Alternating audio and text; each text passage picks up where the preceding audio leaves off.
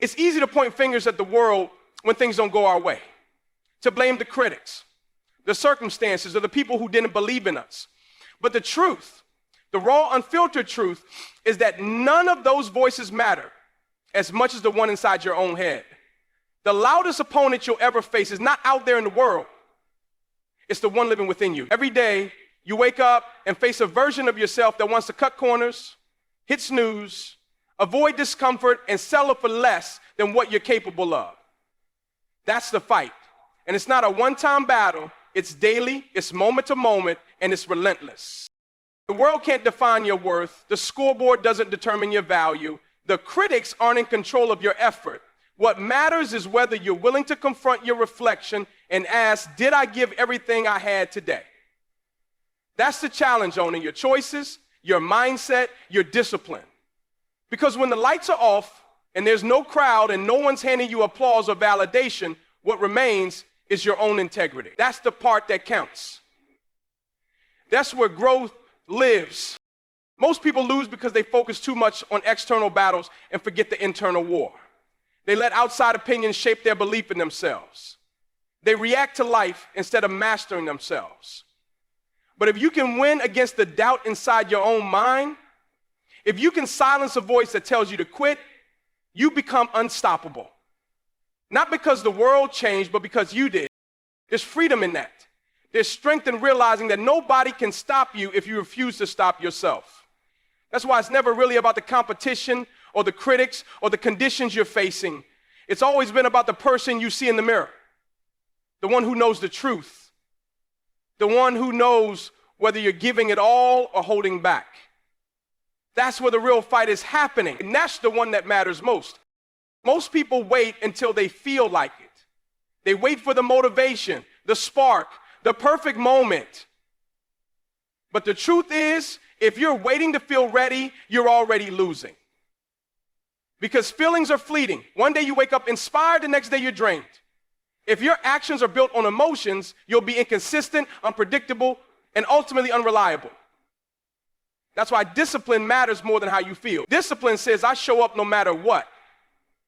It doesn't ask if you're tired. It doesn't care if you're in the mood. It just moves. Discipline is the ability to commit to what you said you would do long after the mood you set it in has left. When the excitement wears off, when the results are slow, when nobody's clapping, that's when discipline steps in and carries you. That's when the difference is made between the ones who talk and the ones who live it. Because talk fades, hype fades, only consistency stays. And consistency is built on discipline. There's nothing glamorous about waking up early when no one sees it. Nothing flashy about staying late, practicing alone, grinding in silence. But that's where the foundation is laid. That's where greatness is shaped. Not in bursts of emotion, but in the quiet, repeated decision to keep going. You have to stop negotiating with yourself. Every time you give in to excuses, you teach yourself to settle. Every time you skip the work because it's inconvenient, you weaken your own standard. And standards are everything. When your life is guided by discipline, you don't chase comfort, you chase growth. You don't wait to feel motivated, you act and let motivation catch up. That's how you build trust with yourself. That's how you become someone who doesn't just start strong, but finishes even stronger. Because at the end of the day, the ones who win aren't always the most talented, the most gifted, or even the most lucky. They're the ones who showed up when it didn't feel like it. The ones who chose discipline over comfort, over and over again until it became their identity. Chasing results can become a trap. It starts off with good intentions. You want to win, you want to improve, you want the outcome to reflect your effort. But when your focus is locked only on the result, you lose sight of what really creates it. You begin to base your value, your confidence, and your motivation on whether or not you've reached that finish line. And when the progress is slow or the rewards don't show up fast enough, you start to question if it's worth it. That's the danger. Because outcomes are often delayed. They don't always show up when you expect them. And if that's all you're looking for, you're setting yourself up to quit. But when you fall in love with the process, everything changes. The process is where your habits are built. The process is where your character is tested. The process is where you separate yourself, not just from others, but from the weaker version of yourself. It's easy to want the result. it's hard to commit to the daily grind that leads to it. But that's where the real power lies. It's in waking up and doing the work even when there's no applause, no spotlight, and no finish line in sight. The process teaches patience. It teaches resilience. It teaches you to focus on what you can control, your effort, your discipline, your mindset. Because you can't always control how fast the results come, but you can control how you show up. And when you master the process, the results eventually take care of themselves. They become the byproduct, not the goal. When you stop chasing numbers and start chasing growth, you begin to win on a much deeper level. You start to value the journey, the setbacks, the small wins, the unseen progress. And in doing so, you build something far more important than a short-term result. You build consistency, you build durability, you build yourself. The process isn't always pretty. It's rarely easy, but it's honest. It doesn't lie. It gives back exactly what you put in. And that kind of truth is worth more than any instant outcome ever could be. The real work happens in the dark. When nobody's watching, when there's no recognition, when the world is silent, that's where the difference is made. Everyone wants the spotlight, but very few are willing to do the work that earns it. And that's the gap between those who talk about it and those who live it. The unseen hours matter more than the ones everyone claps for. It's in those quiet moments, the ones filled with doubt, fatigue, and resistance, that your true character is shaped. You can't fake that. You can't shortcut that. You either show up or you don't. Too many people wait for a crowd to go hard. They wait for motivation to strike, for someone to validate their effort. But if the only time you bring your best is when someone's watching, then you're not committed, you're performing. And performance fades. But purpose endures. When you work in the dark with the same intensity as if the whole world is watching, that's integrity.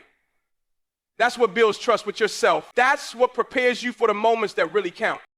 What people see on the surface, whether it's success, confidence, or skill, it's all a reflection of what was built in silence. The hours of repetition, the small disciplines repeated daily, the sacrifices no one claps for. The work in the dark is never wasted. It's stacking. It's preparing, it's building pressure. So when your moment comes, you don't fold, you rise. You don't rise to the occasion, you rise to the level of your training. And that training happens in the shadows. Some of the strongest people you'll ever meet are the ones who grind the hardest with no recognition, no praise, and no applause. They do it because they've made a decision. They do it because the standard they hold themselves to is higher than anything anyone else could set for them. And when they show up in the light, it's not by luck. It's because they stayed committed in the dark. What you do when no one's watching is the truest version of who you are. That's the foundation. That's where the real growth happens.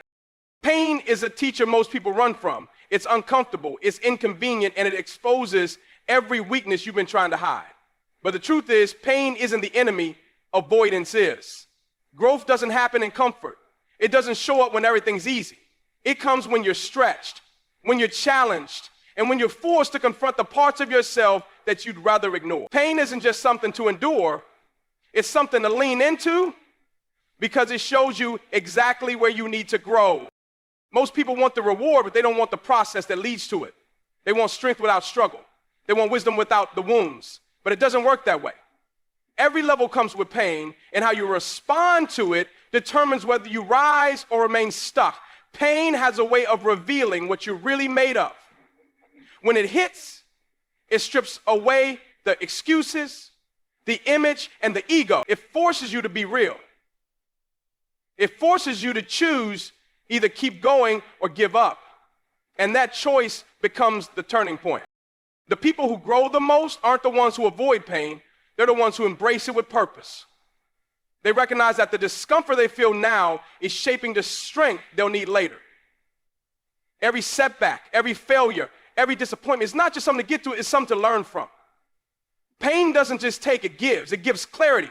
It gives perspective. It gives resilience. But only if you're willing to sit with it and extract the lesson instead of rushing to escape it. You can't get to the next level without going through something. There's always a price to be paid for transformation. And the currency is often discomfort, challenge, and emotional strain. That's what separates those who want it from those who are committed to it. Pain is the threshold.